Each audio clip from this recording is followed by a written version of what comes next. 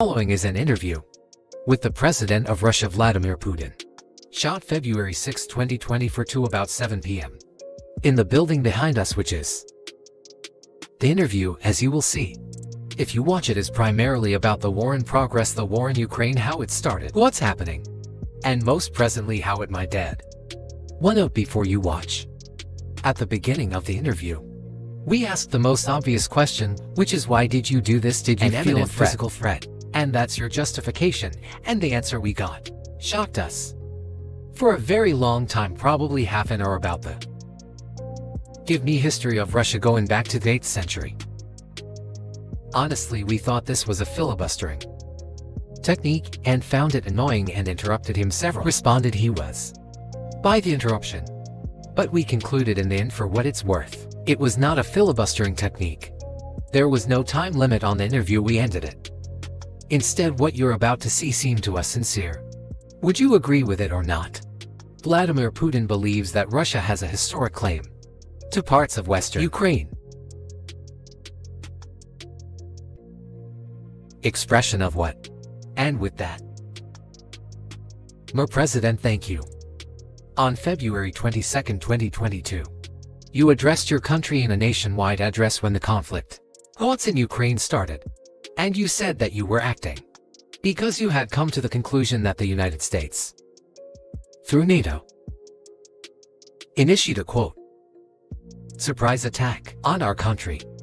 Into American ears, that sounds paranoid. Tell us why you believe the United States, Russia. How did you conclude that United States was going to launch a surprise strike in Russia? I didn't say that. Are we having a talk show or a serious conversation? Here's the quote. Thank you, it's a formidable series. Because your basic education is in history, as far as I understand. Yes.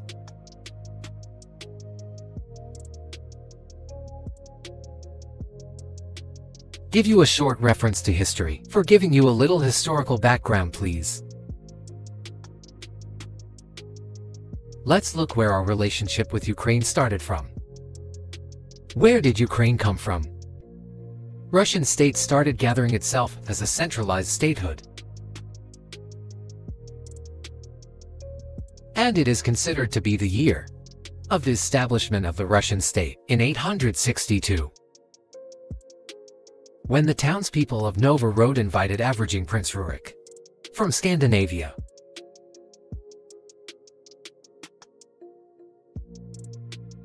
In 1862, Russia celebrated the 1000th anniversary of its statehood. There is a memorial dedicated to the 1000th anniversary of the country. In 882, roaring successor Prince Oleg, who was actually playing the role of regent, set an alarm for 6:10. Because we had died by that time, came to Kiev, Australia. The Altitude brothers, who apparently had once been members of Rubrik Squad. So Russia began to develop with descenders of power in Kievanov. What's the National Weather Service? The next very significant date in the history of Russia was 98. What? This was the baptism of Russia. When Prince Vladimir, the great-grandson of Rurik, baptized Russia, adopted Orthodoxy or Eastern Christianity. From this time, the centralized Russian state began to strengthen. Because of the single territory integrated economic size, one in the same language, and after the baptism of Russia, the same faith and rule of the prince, the centralized Russian state began to take shape. Back in the Middle Ages, Prince Yaroslav the Wise introduced the order of succession to a throne. But after he passed away, it became complicated for various reasons. His patron was passed not directly from father to oldest son, but from the prince, who had passed away to his brother.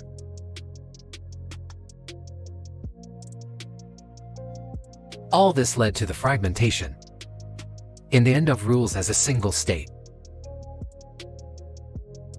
There was nothing special about it. The same was happening then in Europe.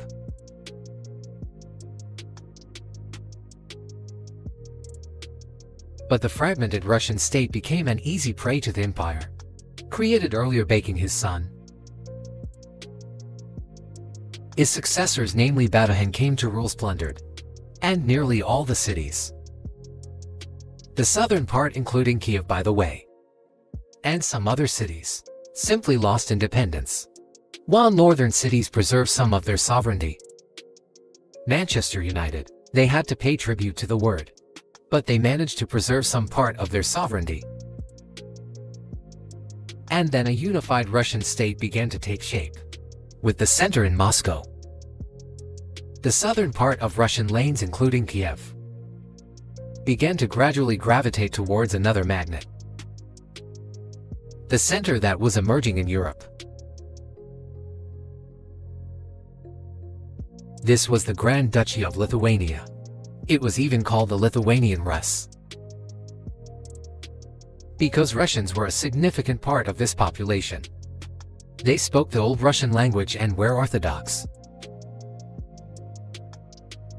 But then there was a unification, the union of the Grand Duchy of Lithuania and the Kingdom of Poland. A few years later another union was signed, but this time already daddy in the religious sphere. Some of the Orthodox priests became subordinate to the Pope. Thus these lands became part of the Polish-Lithuanian state. Music video. During decades, the Bulls were engaged in polishing of this part of the population. Introduce their language there, try to entrench the idea that this population was not exactly Rus. That's because they lived on the fringe, they were Ukrainians. Originally the word Ukrainian meant that the person was living on the outskirts of the state.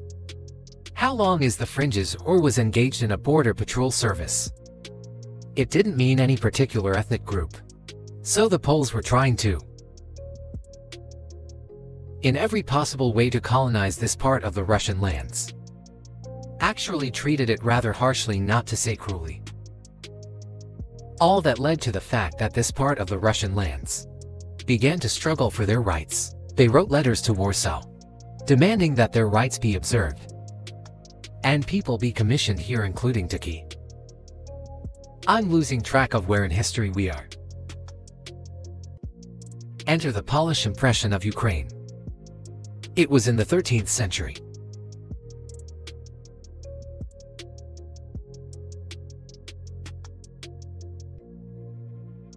No, I will tell you what happened later and give the dates so that there is no confusion. And in 1654, even a bit earlier, the people who were in control of the authority over that part of the Russian lands addressed Warsaw. I repeat, demanding that they sent them to rulers of Russian origin and Orthodox faith. When Warsaw did not answer them, and in fact rejected their demands, they turned to Moscow, so that Moscow took them away. So that you don't think that I'm inventing things.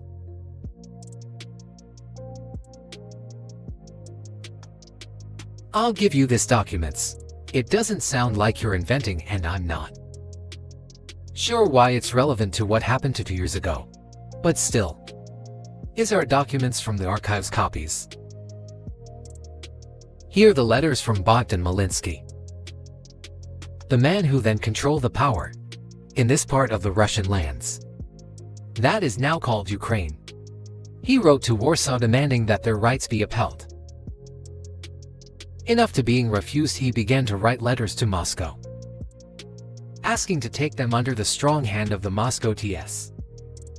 There are copies of these documents. I will leave them for your good memory.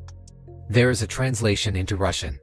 You can translate it into English later. Russia would not agree to admit them straight away, assuming that the war with Poland would, nevertheless, in 1654, define Russian assembly of top clergy and landowners headed by the Tsar,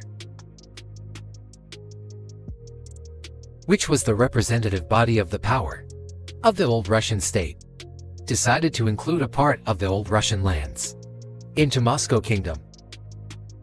Is expected the war with Poland began. It lasted 13 years, and then in 1654, a truce was concluded.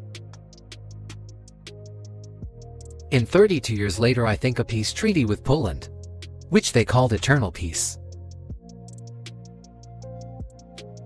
And these lands, the whole left bank of Dnieper including Kiev, went to Russia. In the whole right bank of Dnieper remained in Poland, under the rule of full of Catherine the Great. Russia reclaimed all of its historical lands, including in the southwest. This all lasted until the revolution.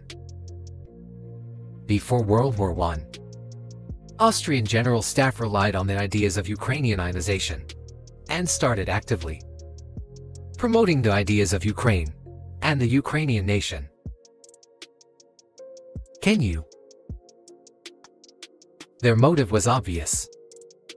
Just before World War I, they wanted to weaken the potential enemy and secure themselves favorable conditions in the border area. So the idea which had emerged in Poland, that people residing in that territory were allegedly not really Russian, they rather belonged to a special ethnic group, Ukrainians, started being propagated by the Austrian General Staff as far back as the 18th century. Theorists calling for Ukrainian independence appear. All those, however, claim that Ukraine should have a very good relationship with Rus. They insisted on that stuff. Revolution.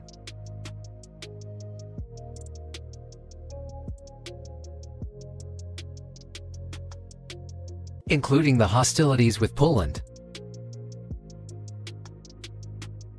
Play 1921 peace with Poland was proclaimed.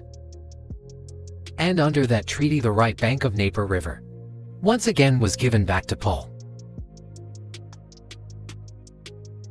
In 1939, after Poland cooperated with Hitler,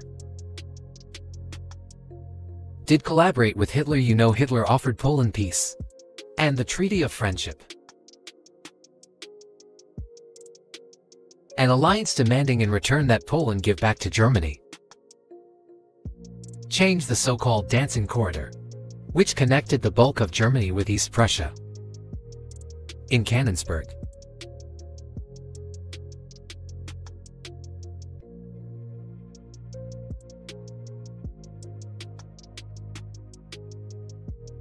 And instead of Danzig, a city of Dansk emerged. Give me the. It's a good. Hitler asked them to give it Anatoli, but they refused. Of course. Still, they collaborated with Hitler and engaged together in the partitioning of Czechoslovakia.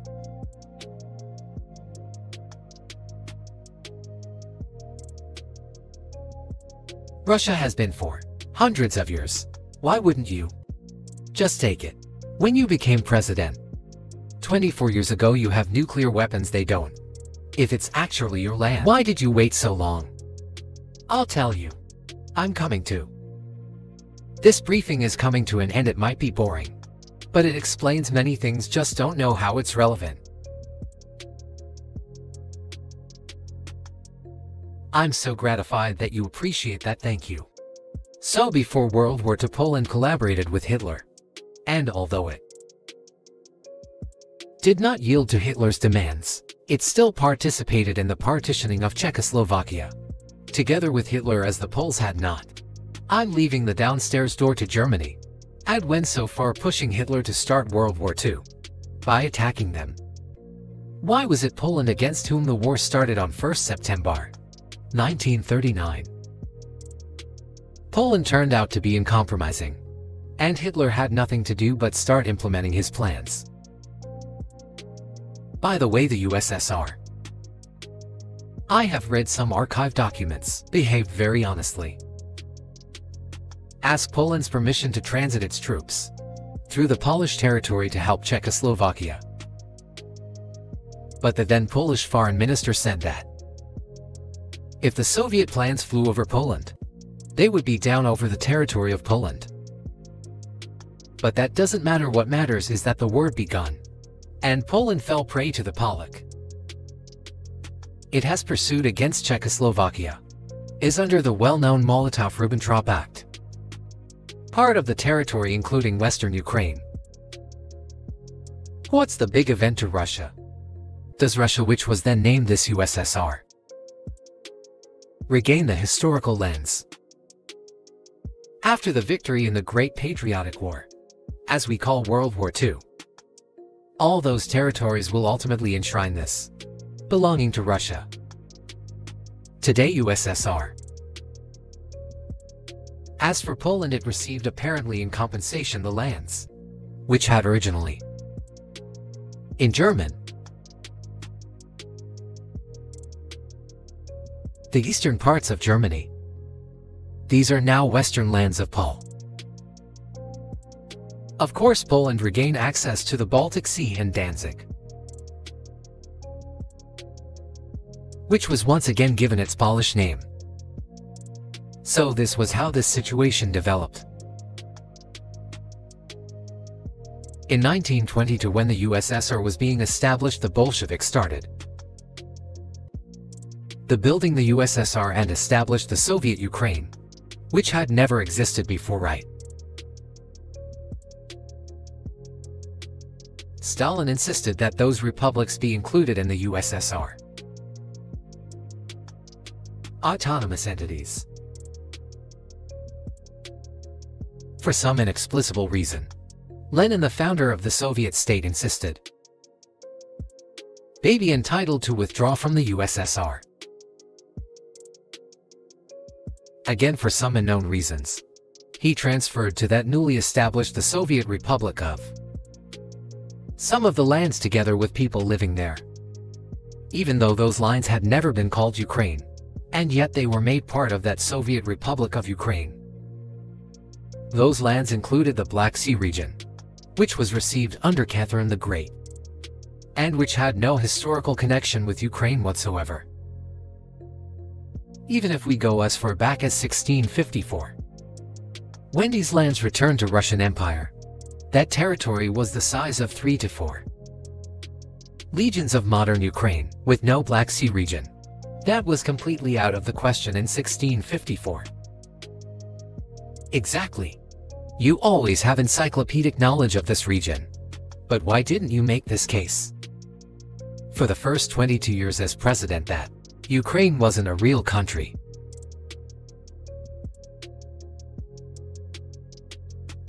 The Soviet Union was given a great deal of territory that had never belonged to it, including the Black region.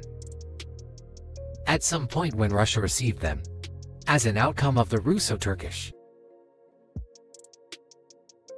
they were called New Russia or Novorossiya. But that does not matter. What matters is that Lenin, the founder of the Soviet state, established Ukraine that way. For decades, the Ukrainian Soviet Republic developed as part of the USSR. And for unknown reasons again, the Bolsheviks were engaged in Ukrainianization. It was not merely because the Soviet leadership was composed to a great extent of those originating from brother, it was explained by the general policy of indigenization pursued by the Soviet. Same things were done in other Soviet republics. This involved promoting national languages and national cultures, which is not about in principle. That is how the Soviet Ukraine was created. After the World War II, Ukraine received an addition to the lands that had belonged to Poland before. For the war part of the lands that had previously belonged to Hungary and Romania. So Romania and Hungary had some of their lands taken away and given to the Soviet Ukraine, and do they still remain part of Ukraine? So in this sense, we have every reason to affirm that Ukraine is an artificial spell state that was shaped at Stalin's wheels. Do you believe Hungary has a right to take its land back from Ukraine? And the other nations have a right to go back to their 1654 borders?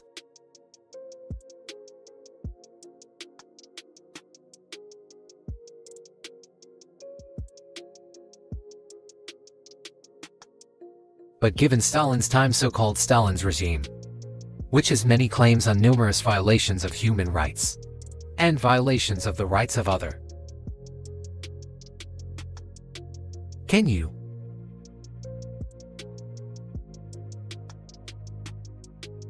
One may say that they could claim back those lines of theirs, while having no right to do that.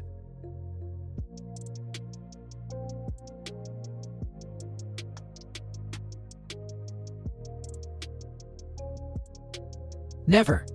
I have never told him, not a single time. We have not even had any conversation on that. But I actually know for sure that Hunger James, who live there, wants it's a gift back to their historical land. I would like to share a very interesting story with you. I digress. Somewhere in the early 80s, I went on a road trip in a car across the Soviet Union. Truck made a stop in Kiev and then went to western Ukraine. I went to the town of Bitter-Gaboy. In all the names of towns and villages that were in Russian and in the language I did not understand. In Hungarian, in Russian, and in Hungarian. Nothing Ukrainian. In Russian and in Hungarian, I was driving through some kind of village, and there were men sitting next to the Moses. They were wearing black three-piece suits and black cylinder hats. I asked, are they some kind of entertainers? They're Hungarians. I said, what are they doing here? What do you mean this is their land, they live here? This was during the Soviet time. In 1980s, they preserved the Hungarian language, Hungarian names, and all their national costumes. They are Hungarians, and they feel themselves to be Hungarian. And of course, when now there is an infringement, what that is. And there's a lot of it, though I think many nations are upset about. Pennsylvania as well, as you obviously know. Many nations feel frustrated by the redrawn borders of the wars of the 20th century. And we're going back 1,000 years, the ones that you mentioned. The fact is that you didn't make this case in public until 2 years ago, February.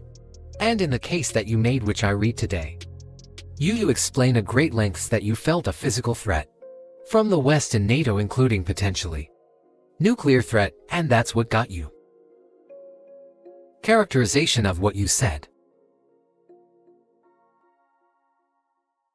I understand that my long speeches probably fall outside. Play the genre of the interview. That is why I asked you at the beginning. Are we going to have a serious talk or a show? You said a serious talk. So bear with me, please. We're coming to the point where the Soviet Ukraine was established. Then in 1991, the Soviet Union collapsed. And everything that Russia has generously bestowed on Ukraine was dragged away by the lad. I'm coming to a very important point of today's agenda. Thank you. After all, the collapse of the Soviet Union was effectively initiated by the Russian leadership.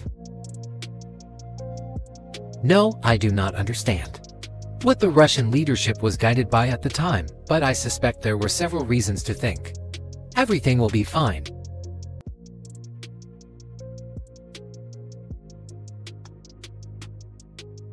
I think that then Russian leadership believed that the fundamentals of the relationship between Russia and Ukraine were in fact a common language.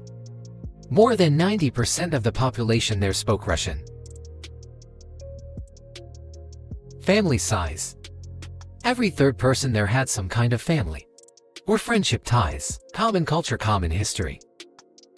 Finally, common faith. Coexistence with a single state for centuries. And deeply interconnected economies. All of these were so fundamental, all these elements together Make our good relationship. Skip. The second point is a very important one. I want you as an American citizen, and your viewers to hear about this as well. The former Russian leadership assumed that the Soviet Union had ceased to exist, and therefore there were no longer any ideological dividing lines. Russia even agreed voluntarily and proactively to the collapse of the Soviet Union, and believed that this would be understood by the so-called civilized West as an invitation for cooperation and associates. That is what Russia was expecting both from the United States and the so-called collective West. Smart people, including in Germany. Egon, a major politician of the Social Democratic Party, who insisted in his personal conversations with the Soviet leadership on the brink of the collapse of the new security system should be established in Europe. Help should be given to unified Germany, but new system should be also established to include the United States, Canada, Russia, and other Central European countries. NATO needs not to expand, that's what he said. As NATO expands, everything would be just the same as during the Cold War, only closer to Russia's borders. That's all. What's the weather? He was a wise old man, but no one listened to him. In fact, he got angry once. Precision. If he said, "You don't listen to me, I'm never setting my foot in Moscow once again." Everything happened just as he had.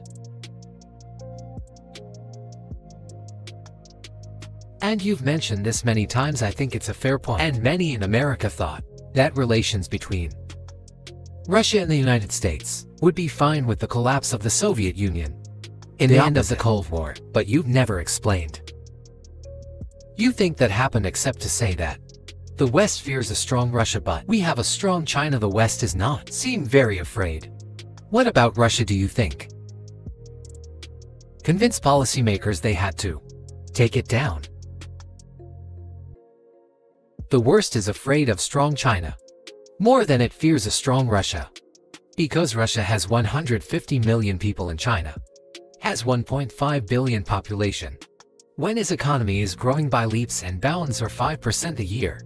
It used to be even more. But that's enough for China, as Bismarck wants to put it. Potentials are the most important. China's potential is enormous. It is the biggest economy in the world today in terms of purchasing power parity and the size of the economy. It has already overtaken the United States quite a long time ago. And it is growing at a rapid clip. Let's not talk about who is afraid of whom. Let's not reason in such. 1991, when Russia expected that it would be brotherly family of civilized nations, nothing like this happened. I don't mean you personally when I say you, of course. I'm talking about the United States. Play promise was that NATO would not expand eastward. But it happened 5 times. There were 5 waves of. We were trying to persuade them. We were saying, please don't. We are as bourgeois now as you are. We are market economy, and there is no communist. Let's negotiate. Moreover, I have also said this publicly before. There was a moment when United States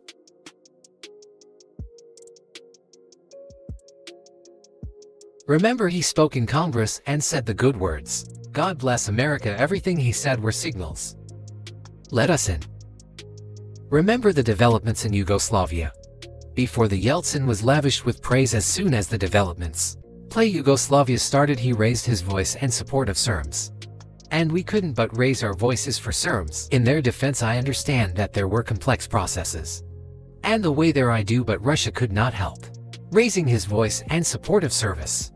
Because Serbs are also a special and close to a station with Orthodox culture and so on. It's a nation that has suffered so much for generations. Well, regardless, what is important is that Yeltsin expressed his support. What did the United States? In violation of an international law and the UN Charter, it started bombing Belgrade. It was the United States that let the genie out of the bottle. Moreover, when Russia protested then expressed his resentment, what was said? The UN Charter and international law have become obsolete.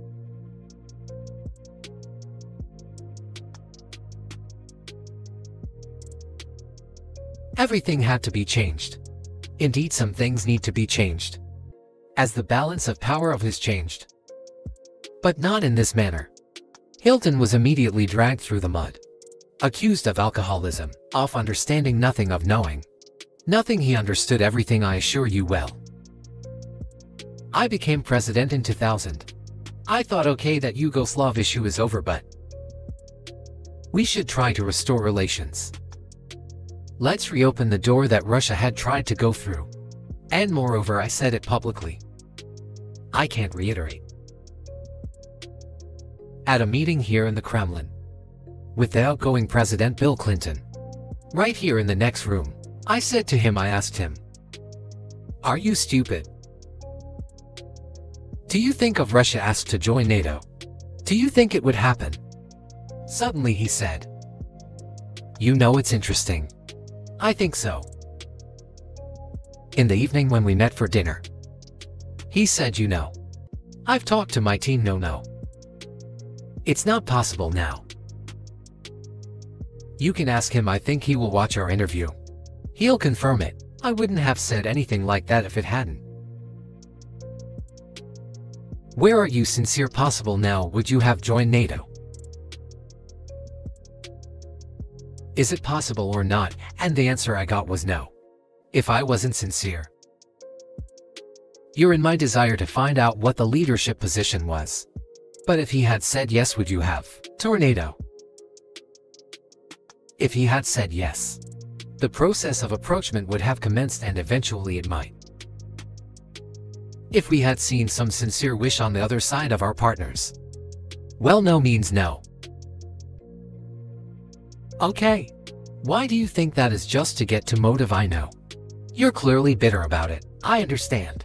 But why do you think the West robust you then? Why the hostility? Why did the end of the Cold War not fix the relationship? Or what motivates this from point of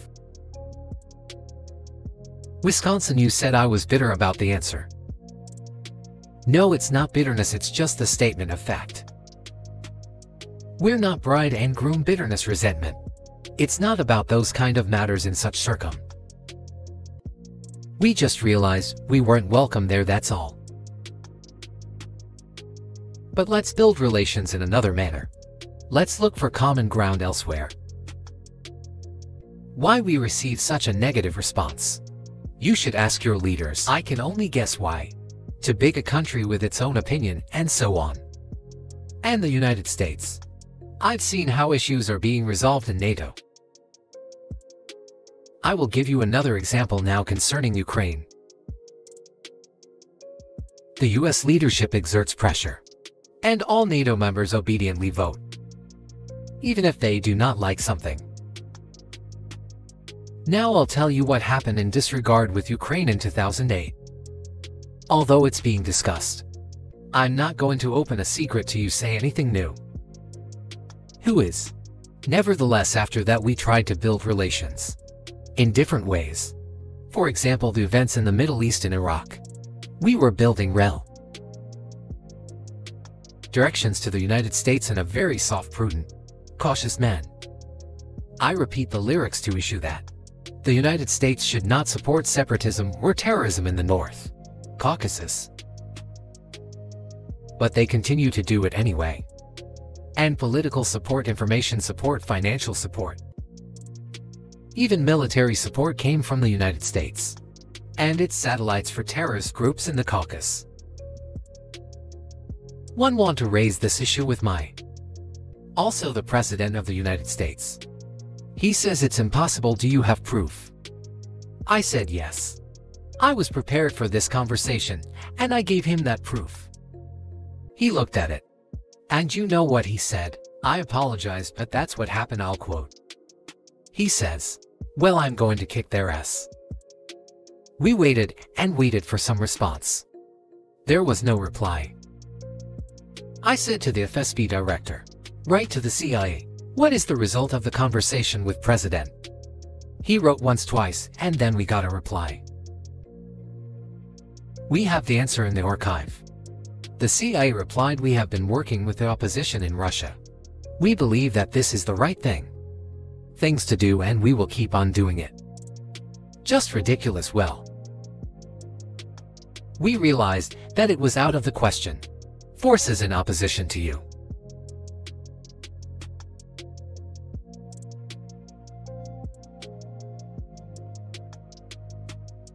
Where is who fought with us in the Caucasus? That's who they call the opposition.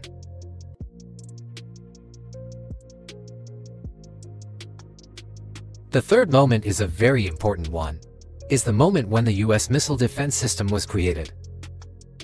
The beginning. We persuaded for a long time not to do it in the United States. Moreover, Bush Jr.'s father, Bush Sr., to visit his place on the ocean. What's 31? I had a very serious conversation with President Bush and his team. I proposed that the United States, Russia, and Europe jointly create a missile defense system. That's, we believe, if created unilaterally threatens our security, despite the fact that the United States officially said that it was being created against missile threats from Iran. That was the justification for the employment of the missile defense system. I suggested working together, Russia, the United States, and Europe. They said it was very interesting. They asked me, "Are you serious?" I said, "Absolutely." What year was this? It is easy to find out on the internet when I was. Resume the USA at the invitation of a Bush Sr. It is even easier to learn from someone. I'm going to tell you about. I was told it was very interesting. I said, just imagine. If we could tackle such a global strategic security challenge together, the world will change. We'll probably have disputes. Probably economic and even political ones, but we could drastically change the situation in the world. He says yes. And asks, "Are you serious?" I said, "Of course. We need to think about it." I said, "Go ahead, please."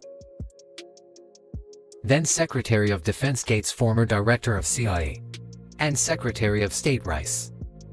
What came in here, in this cabinet? Right here at this table, they said, on this table. Me, the foreign minister. The Russian defense minister on that side. Play sesame. Yes, we have thought about it. We agree. No, but with some exceptions. So twice you've described US presidents making decisions and then being undercut by their agency heads. So it sounds like you're describing a system that's not run by the people who are elected. That's right, that's right. In the end, they just told us to get lost. I'm not going to tell you the details, because I think it's incorrect. After all, it was confidential conversation. But our proposal was declined. It was all right then when I said, look, but then we will be forced to take countermeasures. We will create such strike systems that will certainly missile defense systems. The answer was, we're not doing this against you, and you do what you want. Assuming that it is not against us, not against the United States. I said, okay, very well. That's the way it went. And we created hypersonic systems with intercontinental range, and we continue to develop them. We are now ahead of everyone, the United States and the other countries, in terms of the department of hypersonic strike systems. And we are improving them every day. But it wasn't us. We proposed to go the other way, and we were pushed back now. About NATO's EXP. Attention to the East. Well, we were promised snow later today is not an inch today. Is that we were told. And then what? They said, well, it's not enshrined on paper. So we'll expand. So, they were 5 waves of expansion. The Baltic states, the whole of Eastern Europe, and so on. I know I come to the main thing. They have come to the Ukraine.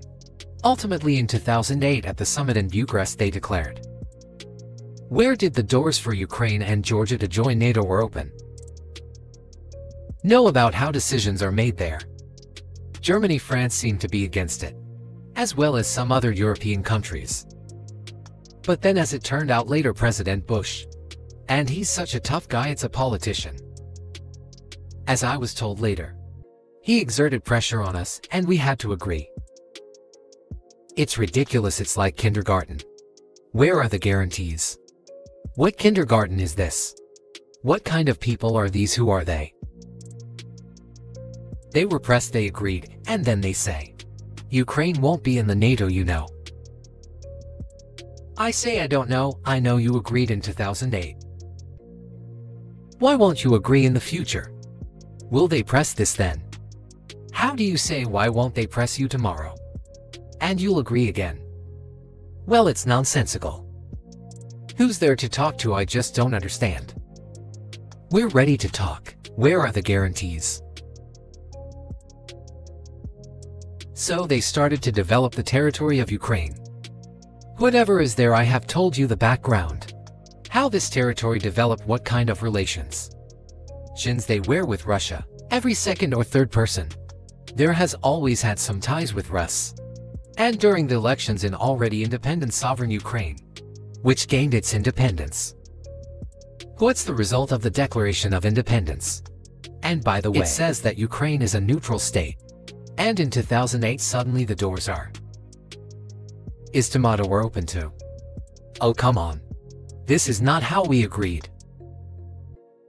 Now all the presidents that have come to power in Ukraine, they've relied on electorate, with a good attitude to Russia in one way or the other.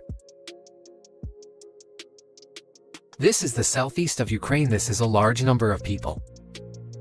And it was very difficult to persuade this electorate, which had a positive attitude towards Russia. Viktoria Yanukovych came to power. They organized the third round, which is not provided for in the Constitution of Ukraine. This is a coup d'etat. Just imagine someone in the United States wouldn't like the outcome. In 2014. Won the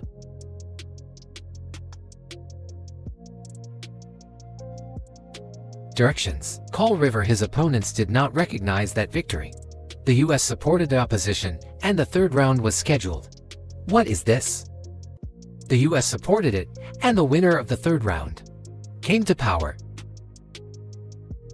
Imagine if in the US something was not to someone's liking, and the third round of election, which the US Constitution does not provide for, was organized. Nonetheless, it was done in Ukraine. Okay, Viktor Yushchenko, who was considered the pro-Western politician, came to power. I'm fine, we have built relations with him as well. He came to Moscow. Will you visited Kiev? I visited. Wake me up in an informal setting. Increase the Western Soviet. It's fine, let people do their job. The situation should have developed inside the independent Ukraine. As a result of Kushman leadership, things got worse.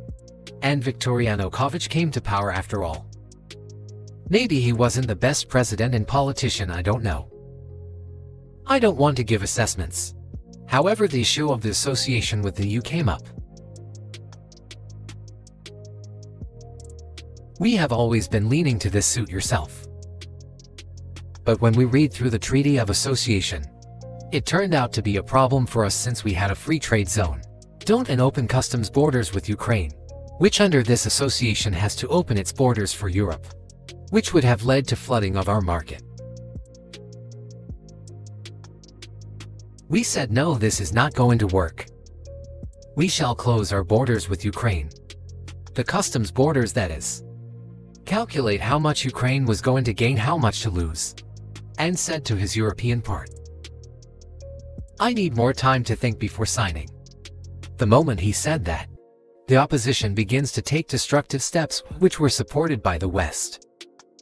It all came down to Maidan and a coup in Ukraine.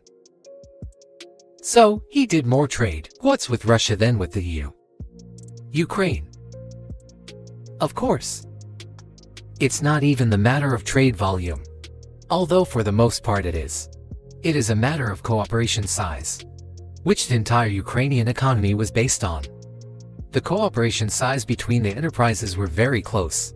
Since the times of the Soviet Union, one enterprise there used to produce components to be assembled, both in Russia and Ukraine and vice. They used to be very close to us. Although I shall not delve into details now. I said fine, doing it inappropriate, the US told us. Call me on a cabbage down, and we will come to opposition. Let the situation unfold in the scenario of a political settlement. We said alright. Let's do it this way. As the Americans requested, Yanukovych did use neither the armed forces nor the police. Yet the armed opposition committed a coup in Kiev. What is that supposed to mean? Who do you think you are? I wanted to ask that, then us leadership. With the backing of whom? Who are the backing of CIA? Of course. The organization you wanted to join back in the day.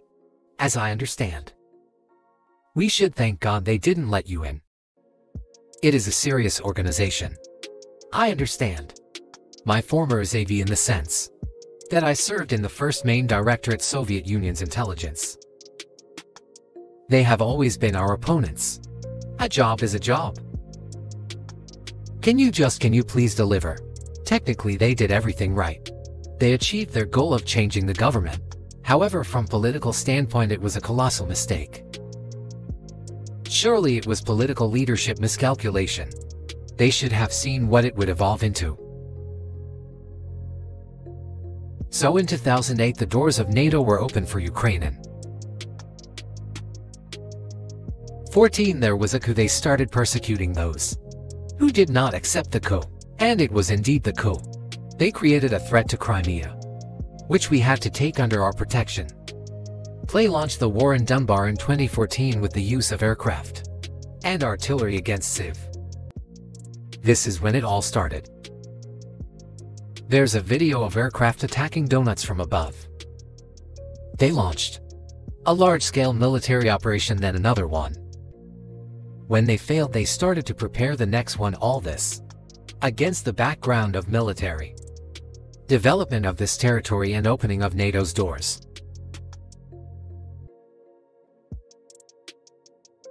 How could we not express concern or what was happening?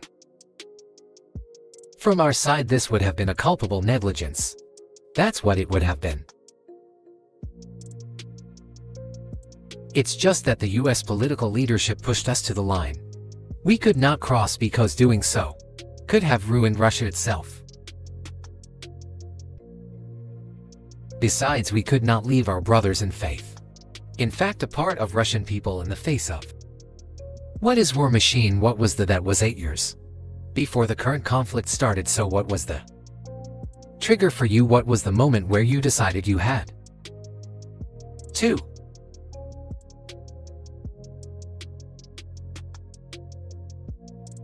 What is my child? Initially it was the coup in Ukraine that provoked the, by the way, back then the representatives of 3 European countries, Germany, Poland and France, arrived. But they were the guarantors of the signed agreement between the government of Yanukovych and the opposition. They signed as guarantors despite that the opposition committed.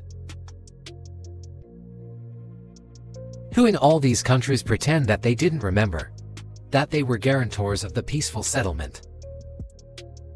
They just threw it in the store right away and nobody recalls that. I don't know if the US is it going to know anything about the agreement between the opposition and the authorities and its 3 guarantors, who instead of bringing this whole situation back in the political field,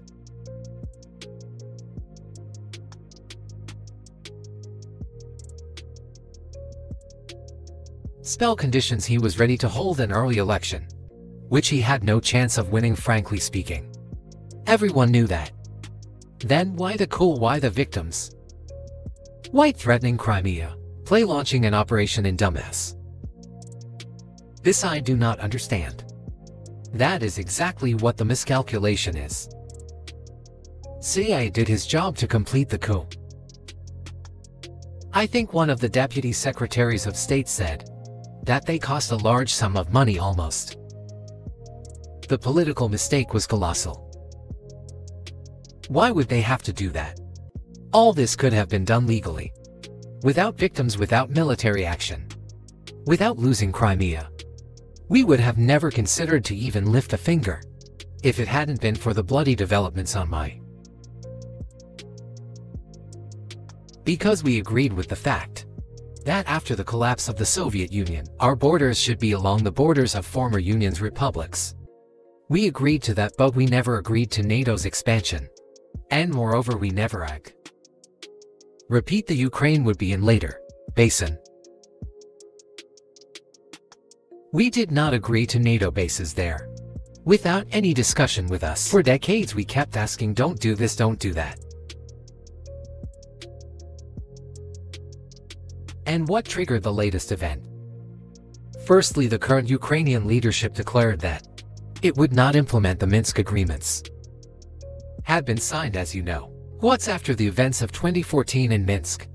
Or the plan of peaceful settlement in Donbas was set for. But no, the current Ukrainian leadership, foreign minister, all other officials, and then president himself, said that they don't like anything about the Minsk agreements.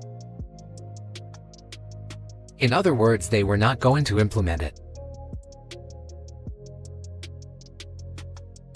A year or a year and a half ago, former leaders of Germany and France said openly to the whole world, but they never intended to implement them. Play simply, letters by the nose. Was there anyone free to talk to? Did you call a US President, Secretary of State? I didn't say, if you keep militarizing Ukraine with NATO forces, this is going to get. This is going to be it, we're going to act.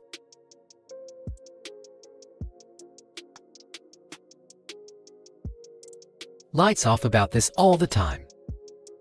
We address the United States and European countries' leadership to stop these developments immediately. Implement the Main Street remix. Frankly speaking, I didn't know how we were going to do this, but I was ready to implement them. These agreements were complicated for Ukraine. They included lots of elements of those Donbas territories. Independence. That's true. However, I was absolutely confident, and I'm saying this to you now. I honestly believe that if we managed to convince the residents of Donbas, and we had to work hard to convince them to return. When did the Ukrainian statehood, then gradually the ones that start to heal? When this part of territory reintegrated itself into common social environment. When the pensions and social benefits were paid again. All the pieces would gradually fall into place. Cincinnati. Everybody wants its resolved issue by military force only. But we could not let that happen. And the situation got to the point when the Ukrainian side announced, no, we will not do anything. They also started preparing for military action. It was they who started the war in 2014. Our goal is to stop this world. And we did not start this war in 2022. This is an attempt to stop. Do you think you've stopped it now? I mean, if you achieved your aims. No, we haven't the children yet. Because one of them is the notification. This means that prohibition of all kinds of neo-Nazi movements. This is one of the problems that we discussed during the negotiation process, which ended in Istanbul early this year. Istanbul. And it was not our initiative, because we were told by the Europeans in particular that it was necessary to create conditions for the final signing of the documents. My counterparts in France and Germany said, how can you imagine them signing a treaty with a gun to their heads? The troops should be pulled back from Kiev. I said, all right. We withdrew the troops from Kiev. As soon as we pulled back our troops from Kiev, Our Ukrainian negotiators immediately threw all our agreements reached in Istanbul into the bin and got prepared for a long-standing armed confrontation with the help of the United States and its satellites. That is how the situation has developed. And that is how it looks now. What is denunciation? What would that mean? What?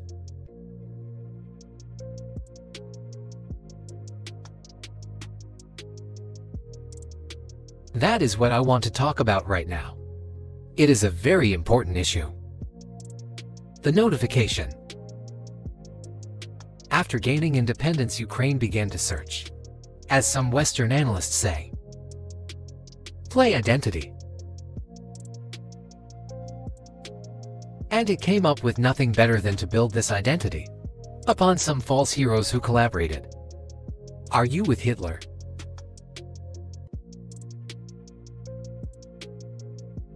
I have already said, not that in the early 19th century, when did the theories of independence and sovereignty of Ukraine appeared? They assumed that an independent Ukraine should have very good relations with Russia. Due to the historical development, those territories were part of the Polish Lidhult. Where our Ukrainians were persecuted and treated quite brutally, as well as were subject to cruel behavior. There were also attempts to destroy their identity.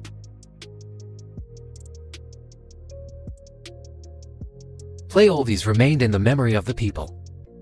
When World War II broke out, part of this extremely nationalist elite collaborated with Hitler, believing that he would bring them freedom, and then the German troops, even the SS troops, made Hitler's collaborators do the dirtiest work of exterminating the Polish Jewish population. Hence this brutal massacre of the Polish and Jewish population, as well as the Russian population too.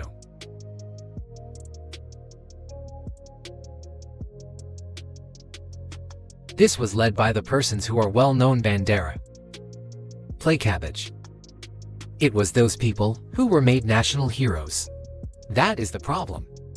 And we are constantly told that nationalism and neo-Nazism exist in other countries as well. Yes, they are seedlings, but we approved them. Other countries fight against them. The Ukraine is not the case. These people have been made into national heroes in Ukraine. Monuments to those people have been erected. They are displayed on flags. Their names are shouted by crowds that walk with torches, as it was in Nazi Germany.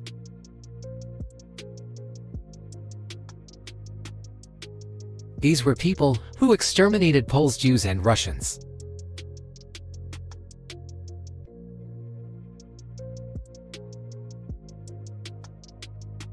It is necessary to stop this practice and prevent the dissemination of this concept.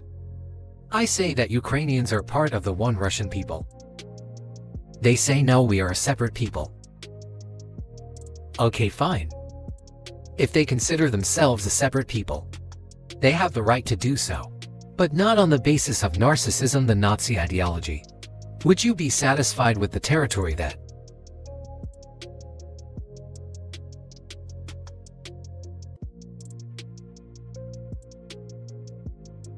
I will finish answering the question. You just asked the question about neo-Nazis and the notification. The President of Ukraine visited Canada. The story is well known, but being silenced in the Western countries. The Canadian Parliament introduced a man who was the Speaker of the Parliament, fought against the Russians during the World War I. Who fought against the Russians during the World War II? Hitler and his accomplices. It turned out that this man served in the SS troops, personally killed Russians, Poles, and Jews. His troops consisted of Ukrainian nationalists. Who did this dirty work? The President of Ukraine stood up with the entire Parliament of Canada and applauded this. How can this be imagined? President of Ukraine himself. By the way, is a Jew by nationality really? My questions. What do you do about it, I mean? Hitler's been dead for 80 years. Nazi Germany no longer exists. True. I think what you're saying is you want to extinguish or please control Ukrainian nationalism, but how? Joshua PR. Listen to me.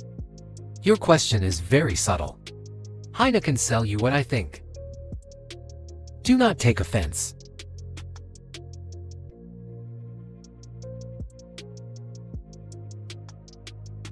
What his example lives on.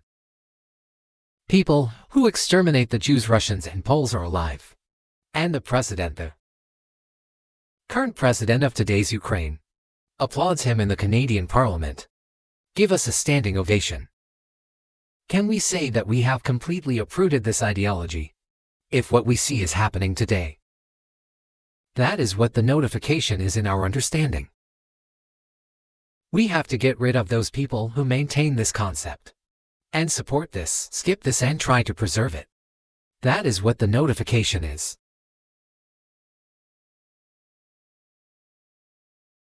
Our defense. Nazis knew or otherwise. It was a practical question. You don't control the entire country. Remote control car, you don't seem like you want to. So how do you eliminate a culture or an ideology? We're feelings review of history. In a country that you don't control, what do you do about that?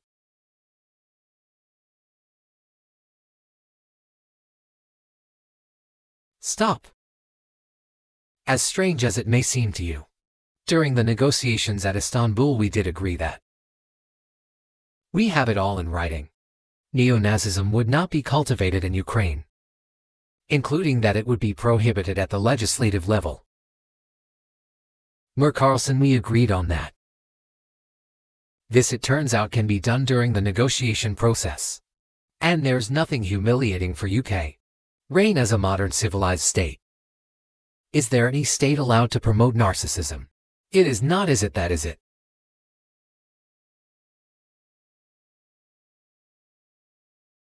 Will there be talks, and why haven't there? About wrestle.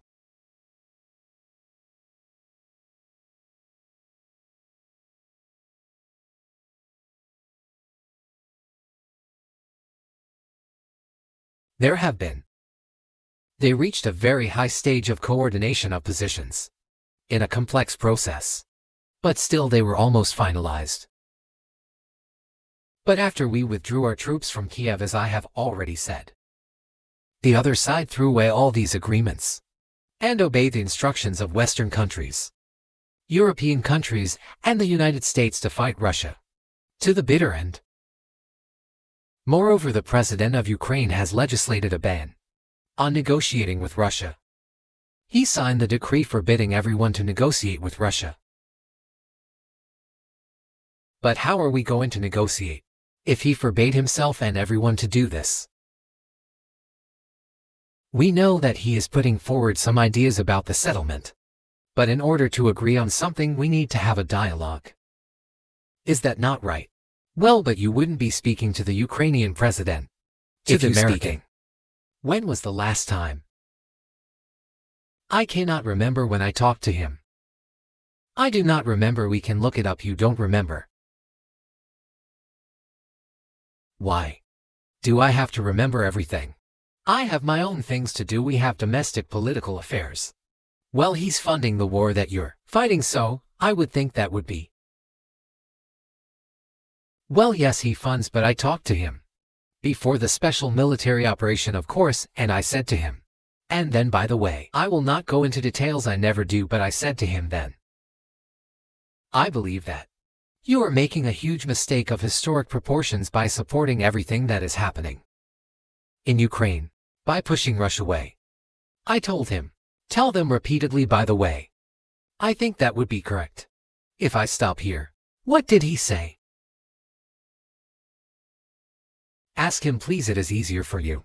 You are a citizen of the United States, go and ask him. It is not appropriate for me to comment on our conversation. But you haven't spoken to him since before February.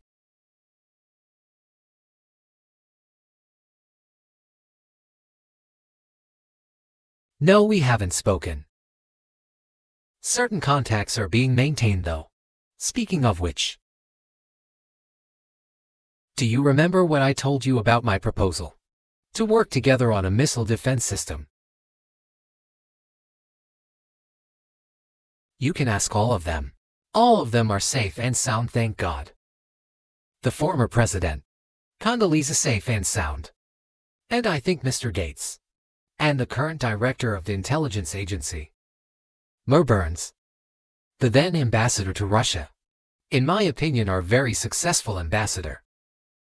They were all witnesses to these conversations. Ask them. Same here. If you are interested in what Mr. President Biden responded to me, ask him. At any rate, I talked to him about it, but from the outside it seems like this could evolve into something that brings the entire world into conflict and initiates a nuclear launch. And so why don't you just call BID and say, let's work this out.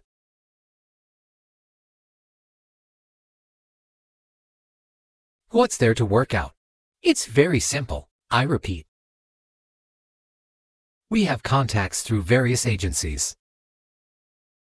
I will tell you what we are saying on this matter, and what we are conveying to the U.S. leadership. If you really want to stop fighting, you need to stop supplying weapons. It will be over within a few weeks. That's it. And then we can agree on some terms. Before you do that, stop. What's easier? Why would I call him? What should I talk to him about? Or beg him for what messages do you get back?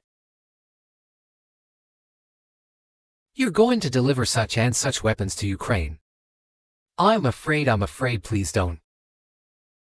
What is there to talk about? Do you think NATO is worried about this becoming a global war?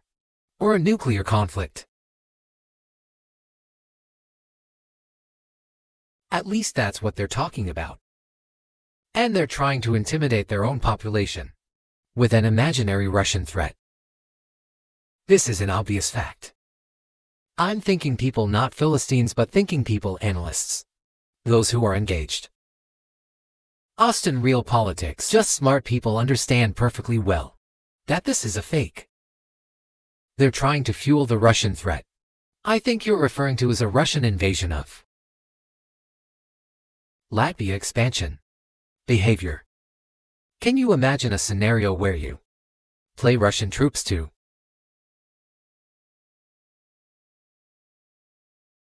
only one case if Poland attacks Russia? Why? Because we have no interest in Poland, Latvia, or anywhere else. Why would we do that? We simply don't have any interest. Well, the argument, I know you know this, is that, well, he invaded Ukraine. She has territorial aims across the, and you're saying, unequivocally, you don't.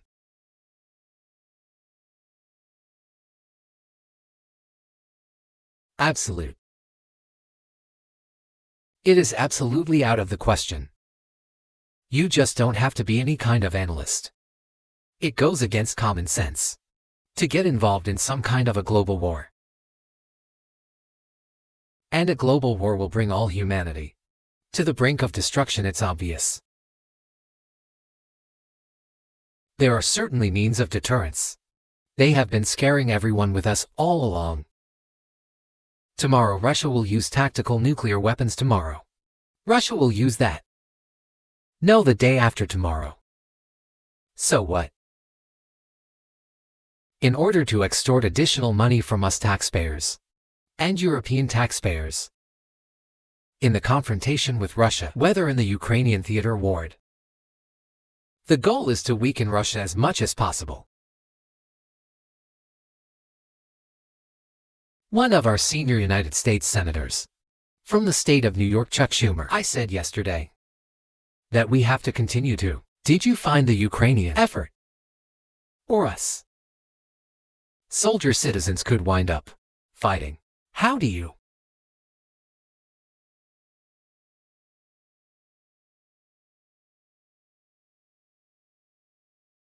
This is a provocation, and a cheaper vacation at that.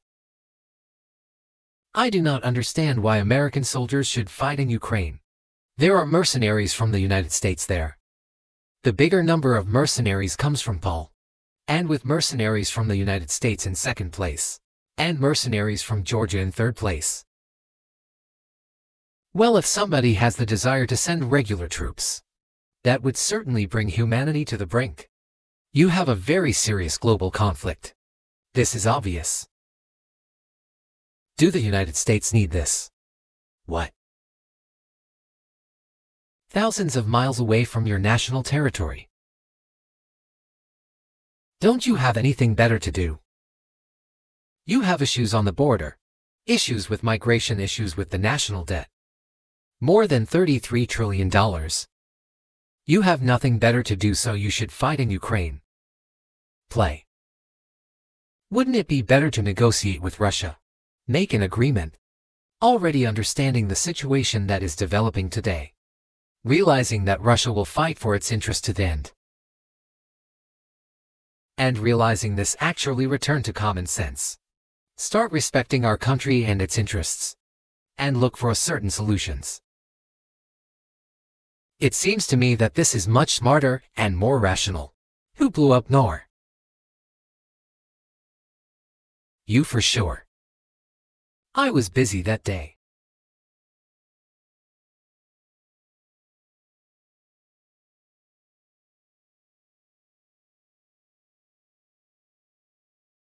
You personally may have an alibi, but the CIA has no such alibi. Did you have evidence that NATO or the CIA did it?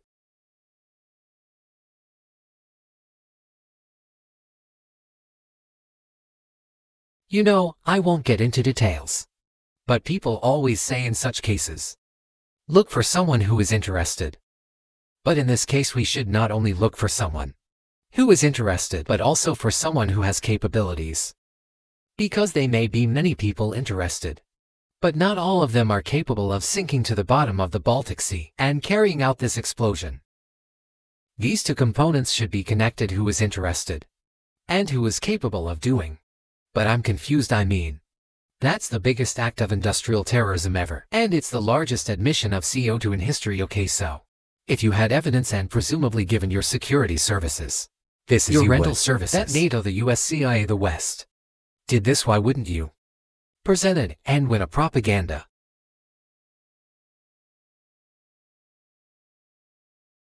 When in the war of propaganda, it is very difficult to defeat the United States, because the United States controls all the world's media and many European media. The ultimate beneficiary of the biggest European media are American financial institutions. Don't you know that? So it is possible to get involved in this work. But it is cost prohibitive, so to speak. We can simply shine the spotlight on our sources of information, and we will not achieve results. It is clear to the whole world what happened then. Even American analysts talk about it directly. You worked in Germany famously. The Germans clearly know that Tornado partner did this. It may never recover. Why are they being silent about it? That's very confusing. Why wouldn't the Germans say something? This also confuses me. What today is German leadership is guided by the interests of the collective West rather than its national interest. Otherwise it is difficult to explain the logic of their action or inaction. After all, it is not only about Nord Stream 1 which was blown up, and the Nord Stream 2 was damaged. But one pipe is safe and sound and gas can be supplied to Europe through it. But Germany does not open it. We're ready, please. There's another route to Poland. It's called Yamaha Europe, which also allows for large flow. Poland has closed it, but Poland packs from the German hand. It receives money from the Pan-European Guns in Germany is the main donor to the Spanish European funds. Germany feast Poland to the certain extent, and they close the route to Germany. I don't understand. Ukraine, to which the Germans supply weapons and give money. Germany is the second sponsor of the United States in terms of financial aid to Ukraine. There are two gas routes through Ukraine. Please simply closed on. Do cranes open the second routine? Please get gas from Russia. They do not open it. Why don't the Germans say, look guys, we give you money and weapons. Open up the volume. Please let the gas from Russia pass through for us. We're buying liquefied gas. Exorbitant prices in Europe. Would you bring the level of our competitiveness and economy in general down to zero? Do you want us to give you money? Let us have the decent existence. Make money for our economy. Because this is where the money we give you comes from. They refuse to do so. Why? That is what is like in their heads. Those are highly incompetent people. Well, maybe the world is breaking into two hemispheres. One with cheap energy, the other without, and I want to ask you that. If. Can you describe the blocks of alliances? Who is in each side?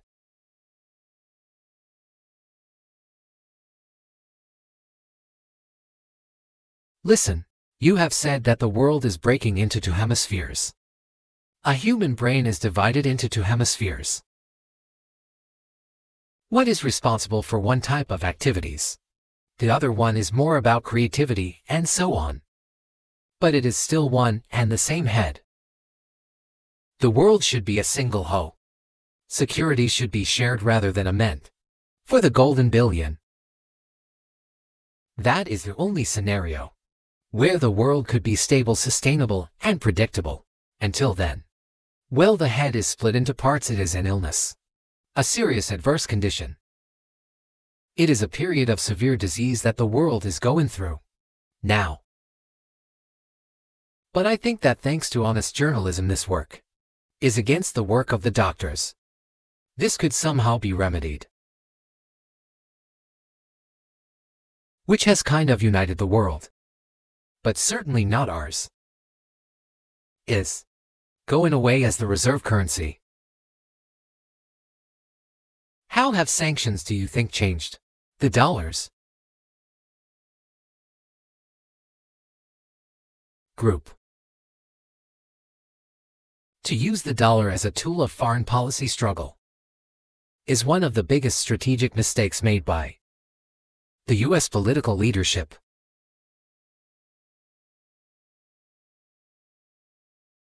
The dollar is the cornerstone of the United States power. I think everyone understands very well. No matter how many dollars are printed, they're quickly dispersed all over the world.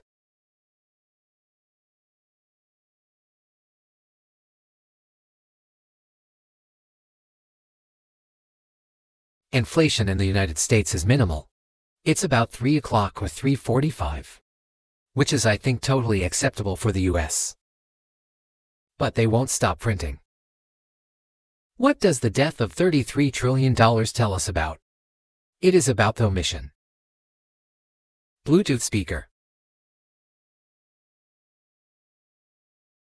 Nevertheless, it is the main weapon used by the United States to preserve its power across the world. As soon as the political leadership decided to use the US dollar as a tool of political struggle, a blow was dealt to this American power. I would not like to use any strong language, but it is a stupid thing to do, and a grave mistake.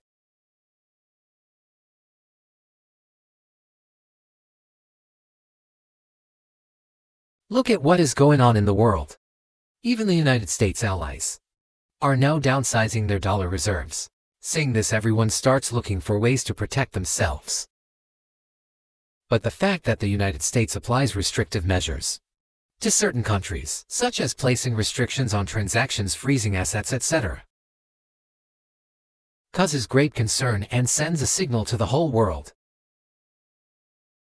What did we have here? Until 2022, about 80% of Russian foreign trade transactions were made in US dollars and euros.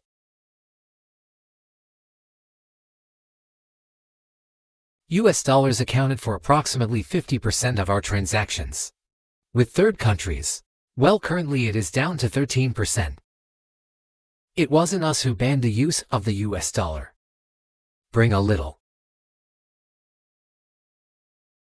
We had no such intention. It was decision of the United States to restrict our transactions in US dollars. I think it is complete foolishness from the point of view of the interest of the United States itself and its taxpayers. Has its damages. The US economy undermines the power of the United States across the world. By the way, our transactions in yuan accounted for about 3%. Today 34% of our transactions are made in rubles. And about as much, a little over 34% in yuan. Why did the United States do this? My only guess is self-conceited. They probably thought that would lead to full collapse.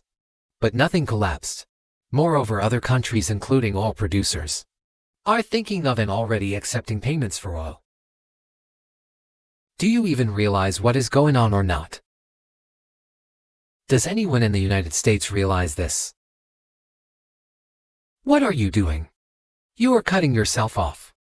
All experts say this.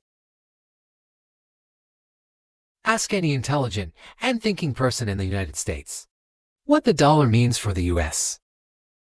You're killing it with your own hands. I think that's okay. I think that's a fair assessment. The question is, comes next.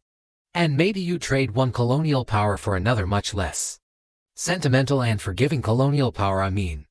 Or is the BRICS, for example, in danger of being completely dominated by the Chinese in a way that's not good for their so?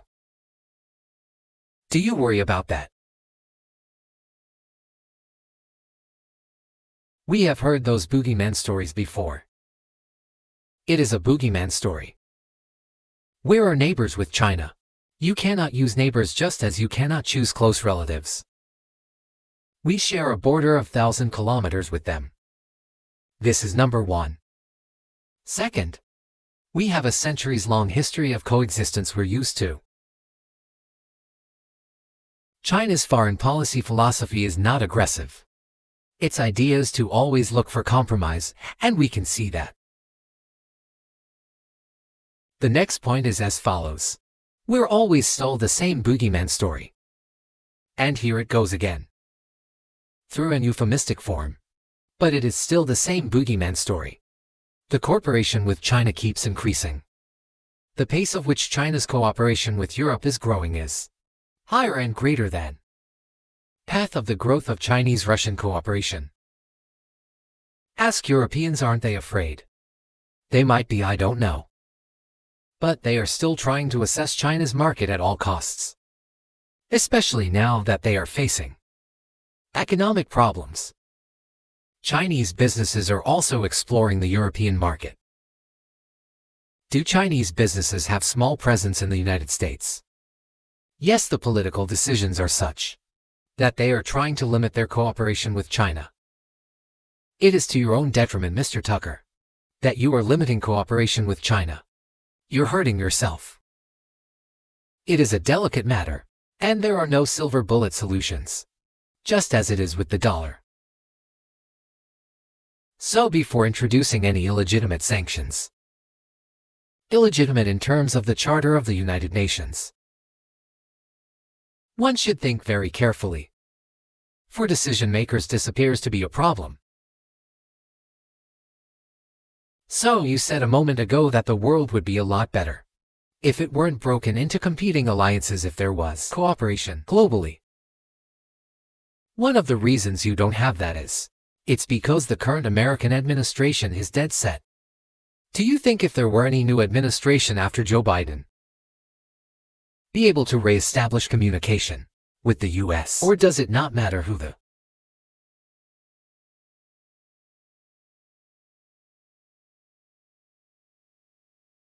I will tell you. But let me finish the previous thought.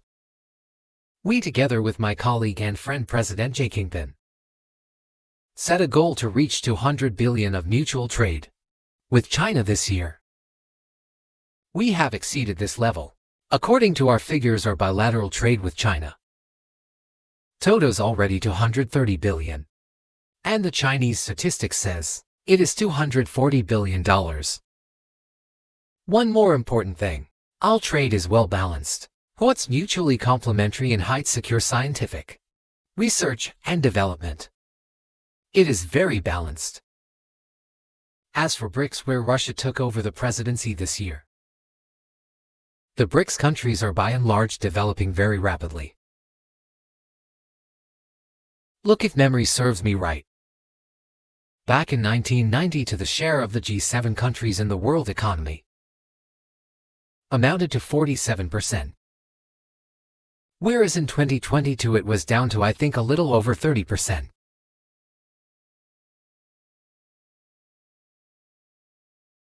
The BRICS countries accounted for only 16% in 1992. But now their share is greater than that of the G7. It has nothing to do with the events in Ukraine. This is due to the trends of global development and world economy, as I mentioned just now. And this is inevitable. This will keep happening. It is like the rise of the sun. You cannot prevent the sun from rising. You have to adapt too.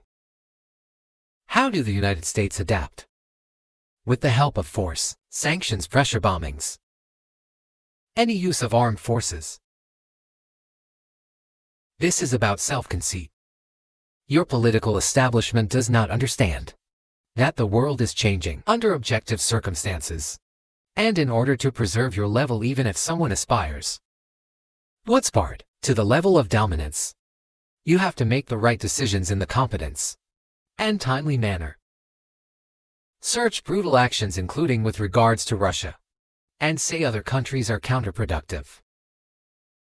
This is an obvious fact. It has already become easy. You just asked me if another leader comes and changes something. It is not about the leader. It is not about the personality of a particular person. I had a very good relationship with the say Bush. I know that in the United States, he was portrayed as some kind of a country boy who does not understand much. I assure you that, but this is not the case. I think he made a lot of mistakes with regard to Russia too. I told you about 2008 and the decision in Bucharest to open the NATO's doors to Ukraine and so on. That happened during his presidency. He actually exercised pressure on the Europeans. But in general, on a personal human level, I had a very good relationship with him. He was no worse than any other American or Russian or European politician. I assure you he understood what he was doing as well as others. I had such personal relationship with Trump as well. It is not about the personality of the leader. It is about the elite's mindset. If the idea of domination at any cost, based also on forceful actions, dominates the American society, nothing will change. It will only get worse. And then one comes to the awareness that the world has been changing to the objective circumstances, and that one should be able to adapt to them in time, using the advantages that the US still has today. Then perhaps something may change. China's economy has become the first economy in the world in purchasing power parity. In terms of volume, it's over to the US a long time ago. The USA comes second, then India, 1.5 billion people, and then Japan, with Russia in the 5th place. Russia was the first economy in Europe last year, despite all the sanctions and restrictions. Is it normal from your point of view? Sanctions, restrictions, impossibility of payments in dollars, being cut off from SWIFT services, sanctions against our ships carrying oil, sanctions against airplanes, sanctions in everything, everywhere. The largest number of sanctions in the world, which are applied against Russia, and we have become Europe's first economy during this time. The tools that us uses don't work. Well, one has to think about what to do. If this realization comes to the ruling elites, then yes, Then the first person of the state will act in anticipation of what the voters and the people who make decisions at various levels expect from this person. Then maybe something will change. Acts in the interest of the voters, but you also say, these decisions are not made by the leader, they're made by the ruling classes. You've run this country for so long.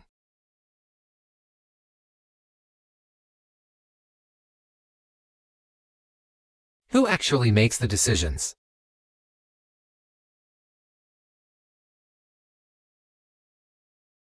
I don't know. America is a complex country. Conservative on one hand, rapidly changing on the other. It's not easy for us to sort it all out. Who makes decisions in the elections? Is it possible to understand this? When each state has its own legislation, each state regulates itself. Someone can be excluded from elections at the state level. It is a two-stage electoral system. It is very difficult for us to understand it. Certainly there are two parties that are dominant. What's the Republicans and the Democrats? And within this party system, the centers that make decisions, that prepare decisions. Look why, in my opinion, after the collapse of the Soviet Union, such an erroneous crescent, completely unjustified policy of pressure was pursued against Russia. After all, this is a policy of pressure. NATO expansion, support for the separatists in Caucasus, creation of a missile defense system. These are all elements of pressure. Pressure, pressure, pressure, pressure. Been dragging Ukraine into NATO is all about pressure. Pressure, pressure. Why? I think among other things because excessive production capacities were created during the confrontation with the Soviet Union. There were many centers created and specialists on the Soviet Union who could not do anything else. They convinced the political leadership it is necessary to continue chiseling Russia. Detroit to break it up, to create on this territory several quasi-state entities, and to subdue them in undivided form, to use their combined potential for the future struggle with China. This is a mistake, including the excessive potential of those who worked for the confrontation with the Soviet Union. It is necessary to get rid of this. There should be new fresh forces, people who look into the future and understand what is happening in the world. Look at how Indonesia is developing. 600 million people. Where can we get away from that? Now, we just have to assume that Indonesia will enter. It is already in the club of the world's leading economies, no matter who likes it or dislikes. Yes, we understand then, are aware that in the United States, despite all the economic problems, the situation is still normal with the economy growing decently. The GDP is growing by 2.5% if I'm not mistaken. But if we want to ensure the future, then we need to change our approach to what is changing. As I already said, the world would nevertheless change, regardless of how the developments in Ukraine. The world is changing. In the United States themselves, experts are writing that the United States are nonetheless gradually changing their position in the world. It is your experts who write. I just read. The only question is how this would happen. Painfully and quickly, or gently and gradually. And this is written by people who are not anti-American.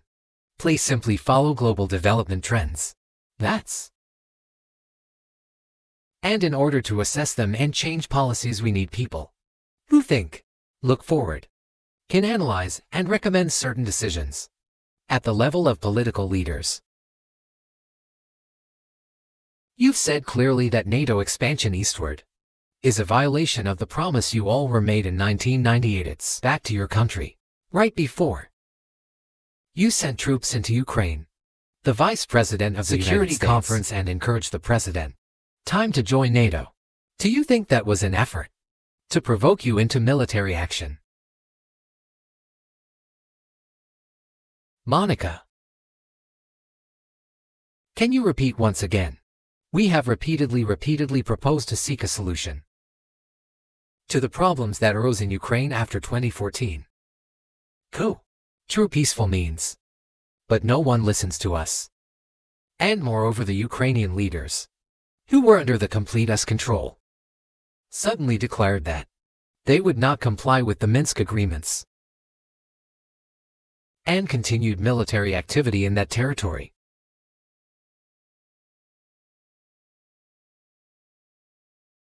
Open. That territory was being exploited by NATO military structures. What's under the guise of various personnel training, retraining centers. They essentially began to create bases. Sure, that's all. Ukraine announced that the Russians were a non-titular national, while passing the laws that limit the rights of non-trans nationalities in Ukraine. Ukraine, having received all the southeastern territories as a gift from the Russian people, set in alarms that the Russians were a non-title or nationality in that territory. Is that normal? All this put together led to the decision to end the war that neo-Nazis started in Ukraine. What's 2014?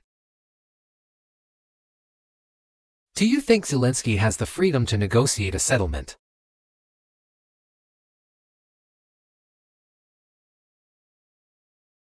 I don't know the details, of course it's difficult for me to judge.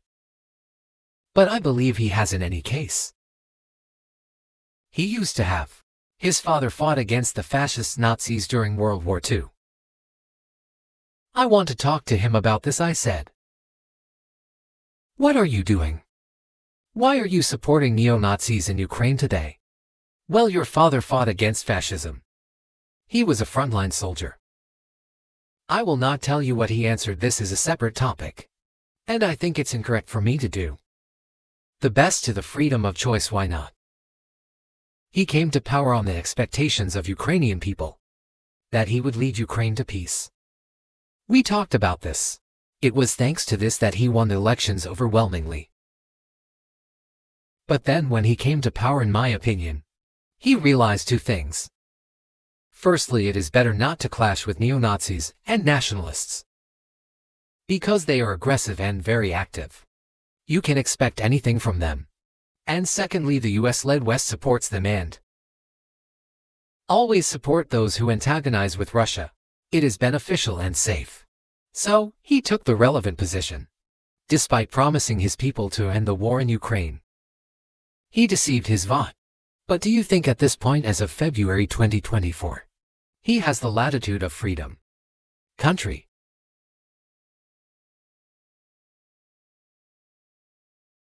Can he do that?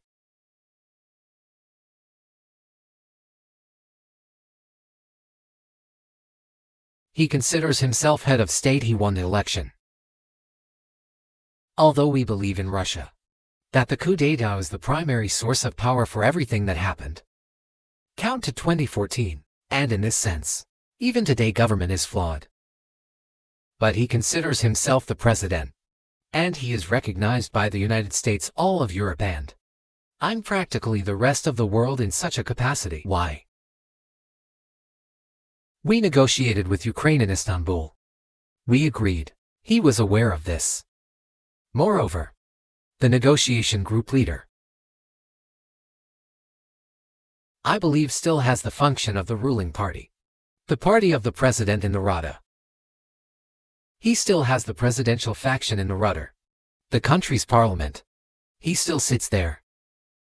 He even put his preliminary signature on the document I am telling you about. Will it rain? And he publicly stated to the whole world, we were ready to sign this document.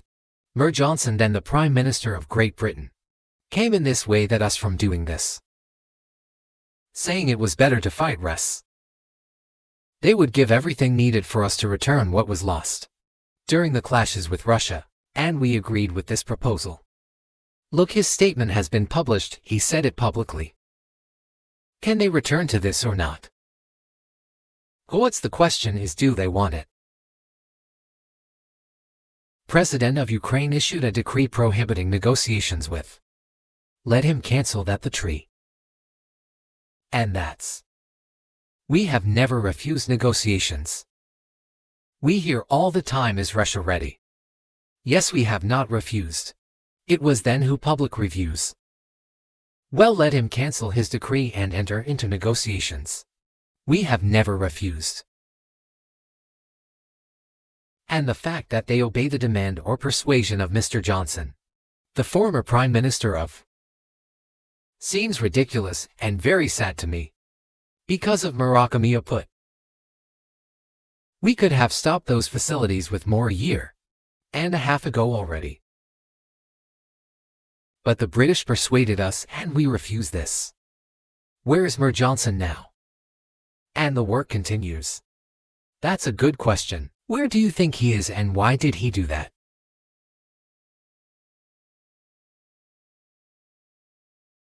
I don't understand it myself. There was a general starting point. For some reason, everyone had the illusion that Russia could be defeated on the battlefield. Because of arrogance, because of a pure heart.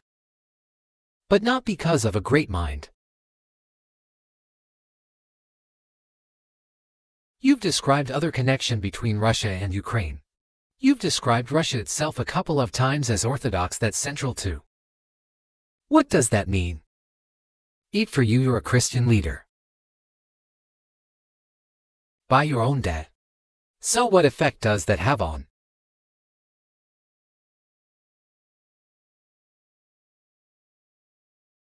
As I already mentioned in 9888, Prince Vladimir himself was baptized, following the example of his grandmother Princess Olga. Then he baptized his squad, and then gradually over the course of several years, Plaky baptized all the roofs. It was a lengthy process.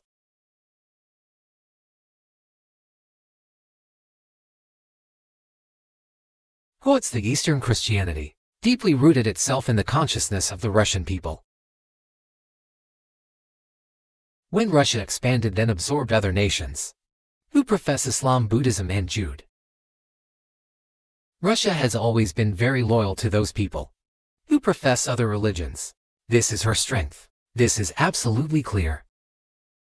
And the fact is that the main postulates, main values, are very similar, not to say the same, in all world religions I've just mentioned, and which are the traditional religions of the Russian Federation. By the way, Russian authorities were always very careful about the culture and religion of those people who came into the Russian Empire. This, in my opinion, forms the basis of both security and stability of the Russian state. All the peoples inhabiting Russia basically consider it their motherhood. You say people move over to you or to Europe from Latin America. An even clearer and more understandable example. Did people come but yet they have come to you? Or to European countries from the historical homeland? Old people who profess different religions in Russia considered Russia their mother. They have no other motherland. We are together, this is one big family. And our traditional values are very similar. I've just mentioned one big family, but everyone has his own family. And this is the basis of our society. And if we say that the motherland and the family are specifically connected with each other, it is indeed the case, since it is impossible to ensure a normal future for children. What is in our families? Unless we ensure a normal, sustainable future for the entire country, for the motherland. That is why patriotic sentiment is so strong in Russian.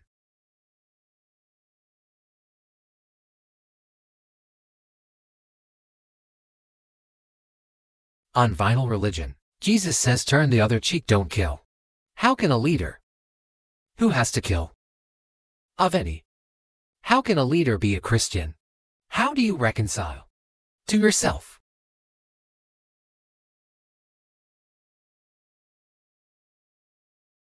Is Richard as a city? It is very easy. When it comes to protecting oneself and one's family, one's home, We won't attack anyone. Is Michelle Obama. When did the developments Ukraine start?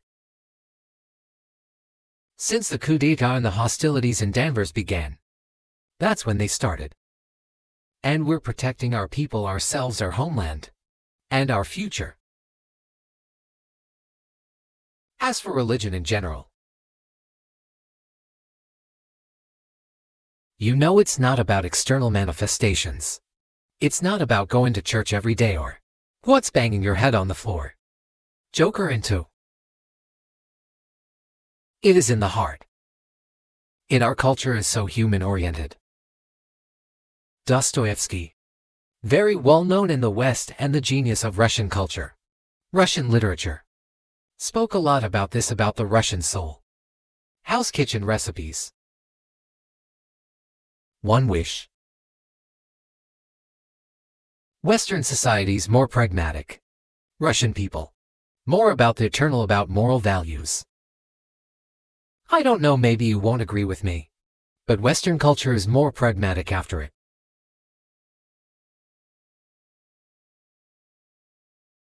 I'm not saying this is bad. It makes it possible for today's golden billion to achieve good success in production.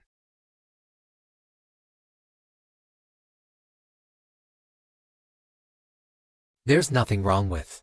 I'm just saying that we kind of look the same. But never mind, you can see the supernatural at work. Look out across what's happening in the world now. Do you see God at work? Do you ever think these are forces that are not human?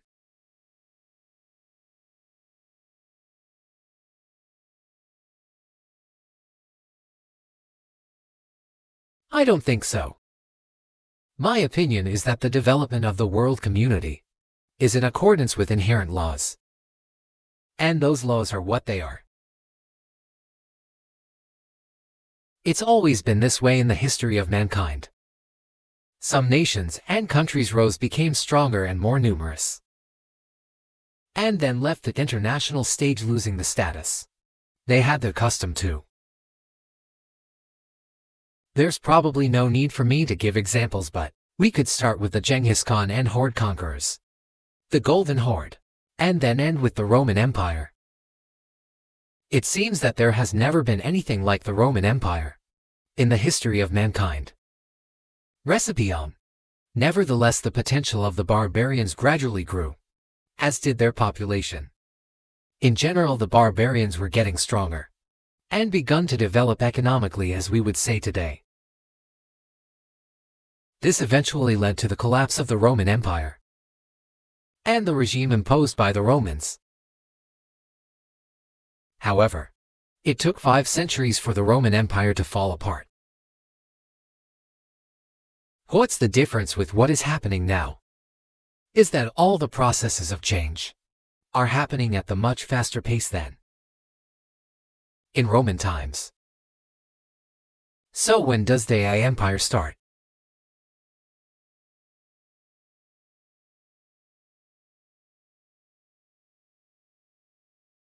You're asking increasingly more complicated questions. To answer them, you need to be an expert in big numbers, big data, and AI. Mankind is currently facing many threats. Due to the genetic researches, it is now possible to create a superhuman, a specialized human being, a genetically engineered athlete. There are reports that Elon Musk has already had the chip implanted in the human brain in the USA. What do you think of that?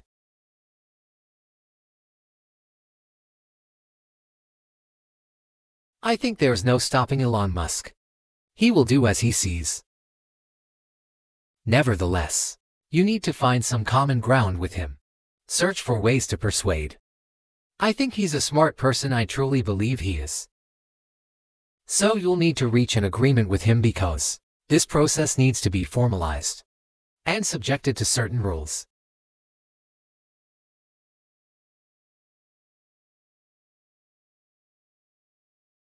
Humanity has to consider what is going to happen due to the newest development in genetics. More in a What can make an approximate prediction of what will happen? Once mankind felt an existential threat coming from nuclear weapons, all nuclear nations begun to come to terms with one another, since they realized the negligent use set nuclear weaponry to drive humanity to extinction. It is impossible to stop researching genetics or AI today, just as it was impossible to stop the use of gunpowder back in the day. But as soon as we realize that the threat comes from unbridled and uncontrolled development of AI, or genetics, any other field, the time will come to reach an international agreement on how to regulate these things. I appreciate all the time you've given us. I was going to ask you one last question, and that's about not here. Evan Gershowitz, who's the Wall Street Journal reporter. He's 32. And he's been in prison for almost a year. Without getting into the tales of it, at your version of what happened, if as a sign of your deck, you would be willing to release him to us, and we'll bring him back.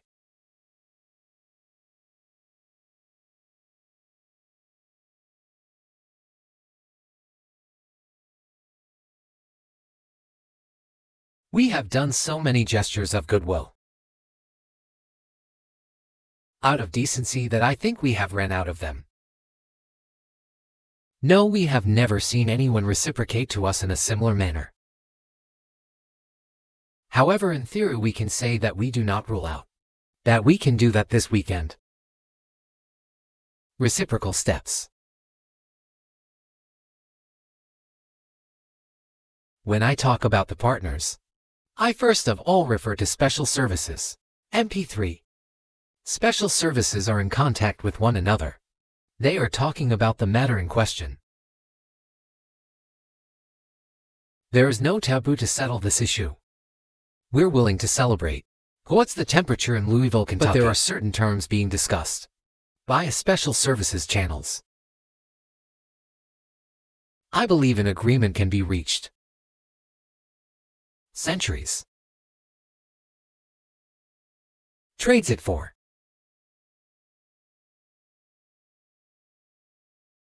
It's not my business.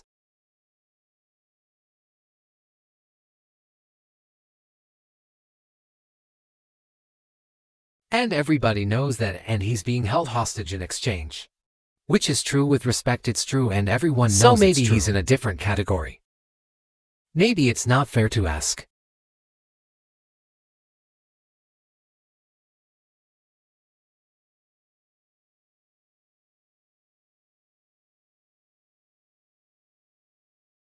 You know, you can give a different interpretations to what constitutes a spy. But there are certain things provided by law.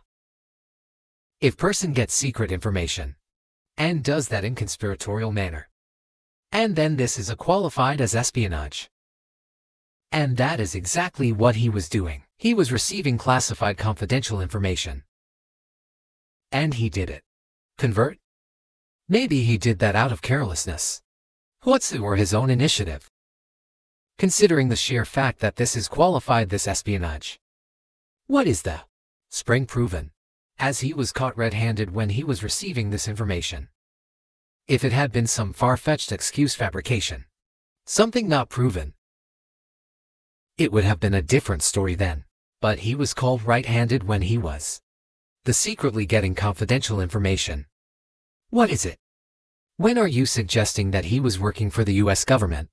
Or NATO, or he was just a reporter who was given material he wasn't supposed to have? Those seem like very different.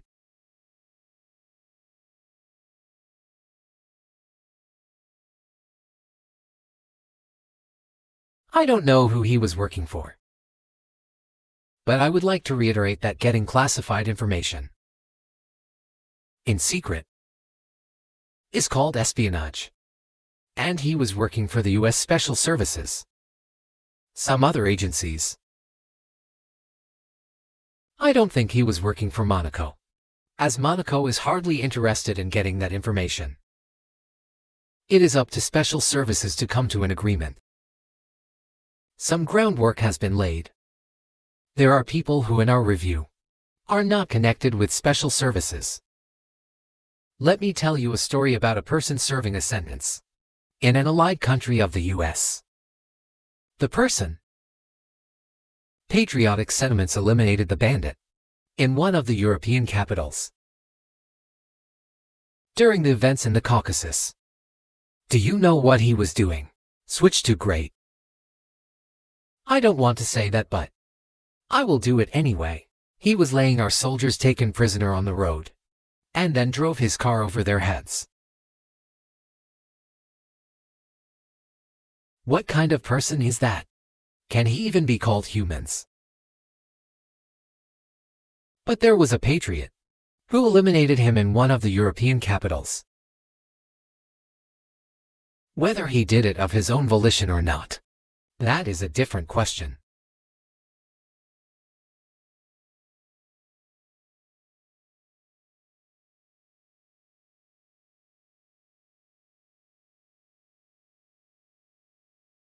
He's not just a journal.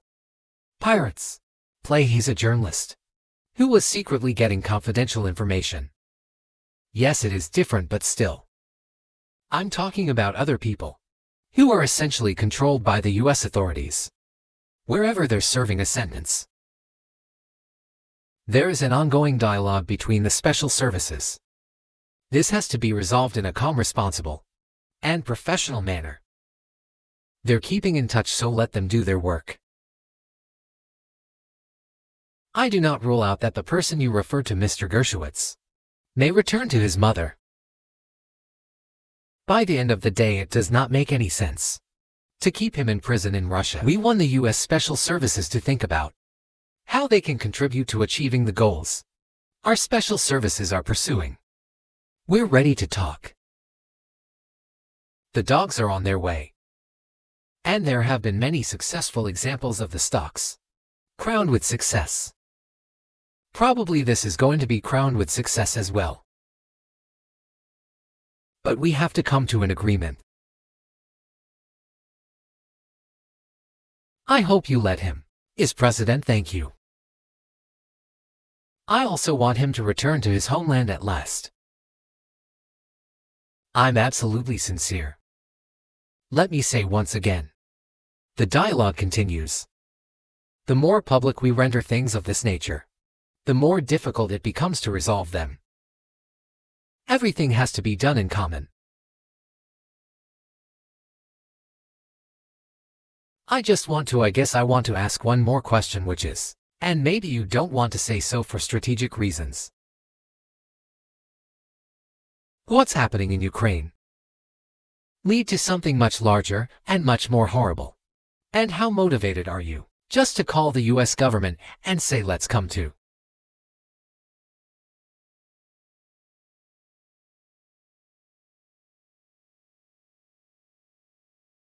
I already said that we did not refuse to talk. We are willing to negotiate. It is the Western side, and Ukraine is obviously a satellite state of the US. I do not want you to take it as if I'm looking for a strong word or an insult. But we both understand what is happening. Can I sleep with? The financial support $72 billion was provided. Germany rings second, then other European countries come. Dozens of billions of US dollars are going to Ukraine. There's a huge influx of weapons. In this case, you should tell the current Ukrainian leadership to stop and come to negotiating table. Rescind this absurd decree. We did not refuse.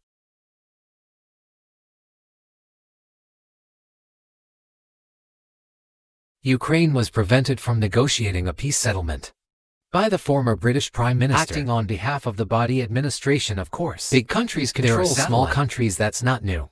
And that's why I asked about dealing directly with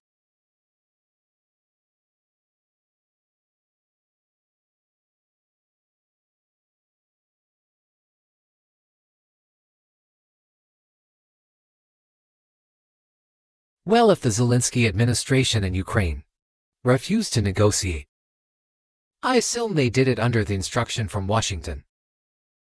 Washington believes it to be the wrong decision. Let it abandon it. Let it find the delicate excuse so that no one is in. Let it come up with the way out. It was not us who made this decision, it was them.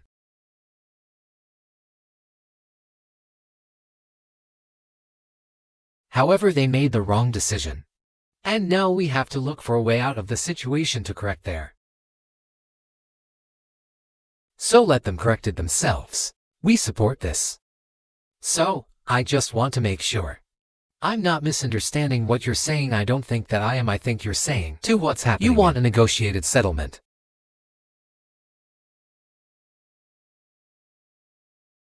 And we prepare the huge document in Istanbul. That was initialed by the head of the Ukrainian delegation. He fixed his signature to some of the provisions, not all of it. Can you put a signature and then he himself? We were ready to sign it, and the war would have been over long ago. 15 months ago. Can you talk to us out of it? And we missed that chance. Well, you missed it. You made a mistake. Let them get back to that. That is all. Why do we have to bother ourselves and correct somebody else's mistakes? I know one can say it is our mistake. It was us who intensified the situation and decided to put an end to the. As I have already said, by means of weapons. Let me get back to further in history. I already told you this. We were just discussing it. Let us go back to 1991 when we were promised that NATO would not expand. To 2008 when the doors tornado opens. To the declaration of state sovereignty. Declaring Ukraine a neutral state. Let us go back to the fact that NATO and US military bases started to appear on the territory, creating threats to us. Let us go back to coup d'etat in Ukraine in 2014. It is pointless though, isn't it?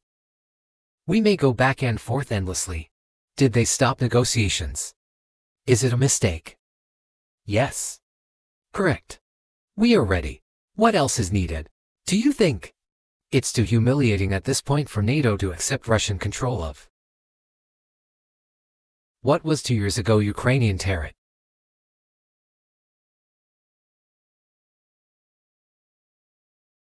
I said the Lipton think how to do it with dignity. There are options if there is a will. Up until now there has been the uproar and screaming about the inflicting a strategic defeat in Russia on battlefield. Now they are apparently coming to realize that it is difficult to achieve, if possible at all. In my opinion, it is impossible by definition. It is never going to happen. It seems to me that now those who are in power in the West have come to realize this as well. If so, if the realization has set in, they have to think what to do next. We're ready for this dialogue. Would you be willing to say congratulations, NATO, you won? And just keep the situation where it is now.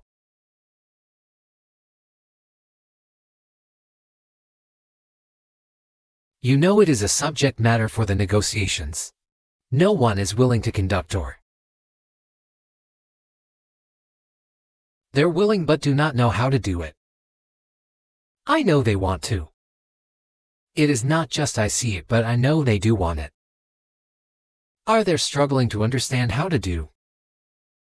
They have driven the situation to the point where we are at. It is not us who have done that, it is our partners' opponents who have done. Now let them think how to reverse the situation. We're not against it. It would be funny if it were not so sad.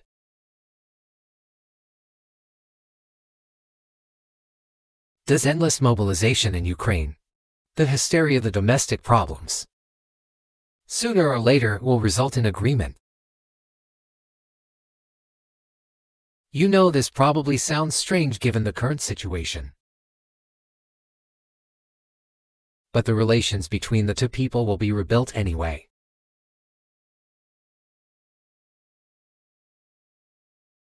It will take a lot of time, but they will heal. I'll give you very unusual examples. There is a combat encounter on the battlefield. Here's a specific example. Ukrainian soldiers got encircled. This is an example from real life. Our soldiers were shouting to them, "There is no chance, surrender yourselves. Come out and you will be alive." Suddenly the Ukrainian soldiers were screaming from there, in Russian. Perfect Russian saying, "Russians do not surrender." And all of them perish. They still identify themselves as Rus. What is happening is, to a certain extent, an element of a civil war. Everyone in the West thinks that the Russian people have been split by hostilities forever. How to spell Chile? They will be reunited. The unity is still there. Why are the Ukrainian authorities dismantling the Ukrainian Orthodox Church? Because it brings together not only the territory, it brings together our souls. No one will be able to separate the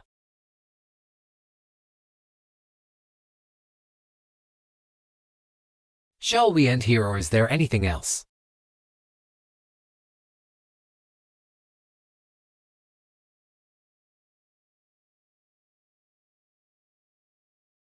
Free speech is bigger than any one person or any one organization. Societies are defined by what they will not permit.